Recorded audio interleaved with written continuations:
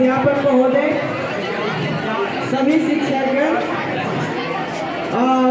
और गृह सज्जनों एवं मेरे प्यारे प्यारे साथियों को, जैसा कि आप लोग जानते ही होंगे, आज 79वां स्वतंत्रता दिवस है।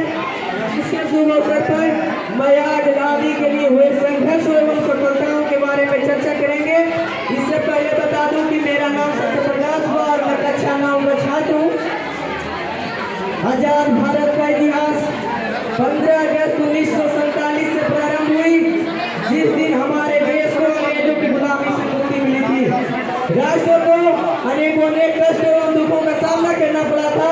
इतने अधिक शहीदों ने अपना जीवन का बलिदान दिया था, इतने अधिक लोगों को जेल में जाना पड़ा था, जिसकी गणना संभव नहीं है। एक थी कंपनी, ईस्ट इंडिया कंपनी, जिसकी स्थापना 31 दिसंबर 1600 ईस्वी को लंदन में हुई थी।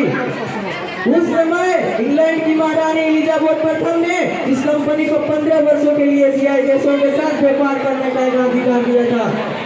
इस कंपनी के आगमन के पश्चात भारत में भारतीय शासकों द्वारा कई युद्ध भी हुए, जैसे प्लासी का युद्ध, बक्सर का युद्ध, पानीपत का युद्ध आदि प्रमुख थे। उस समय कई ऐसे भारतीय शासक भी हुए जो इस कंपनी को जोरदार टक्कर दिए, जैसे शेर मैसूर टीपू सुल्तान। मैसूर राज्य के रहने वाले हैदर अली के पुत्र थे महाराणा रणजीत सिंह, मीर कासिम, सिराजुद्दौला आदि प्रमुख थे। जब अंग्रेजों ने भारतीय शासकों को पराजित कर दिए, तो उसके बाद उन्हें भारत से मुक्त व्यापार करने का अधिकार मिल गया तथा वह किसानों से जब लगान वसूलना शुरू किए तो किसानों पर अत्याचार करना भी शुरू कर दिए। अधिक लगान वसूलने के लिए रैयतवारी व्यवस्था, महलवारी व्यवस्था आदि को अपनाकर और जबरन नील की खेती करवाकर एक वर्ष जिस भूमि पर नील की खेती होती थी, वह भूमि कई वर्षों के लिए बंजर पर जाता था। इस प्रकार अंग्रेजों ने किसानों पर बहुत ही अत्याचार किए। उसके बाद वह जनजातियों पर भी अत्याचार किए, जैसे भोजन बनाने के लिए पेड़ से लकड़ी काटना, शहद निकालना, छोटे पशुओं के शिकार करना और झूठ खेती करने पे उन्हें प्रतिबंध लगा दिया और उन्हें अस्थायी कृषि करने के लिए कहा गया।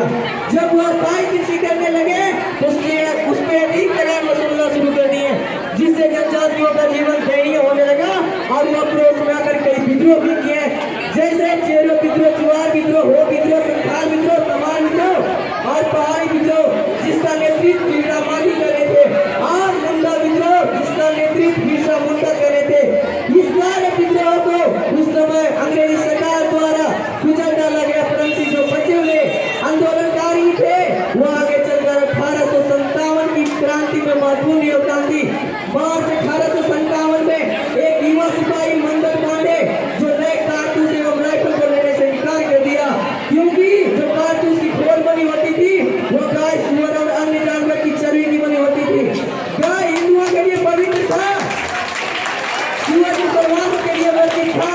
हिंदू एवं मुसलमानों ने सोचा इस प्रकार तो हमारा घर भी न छोड़ेगा और शायद यह इसीलिए लाया गया हो, परंतु अंग्रेजों ने इनफील्ड राइफल को अपनी सैन्य शक्ति बढ़ाने के लिए लाई थी। उसके बाद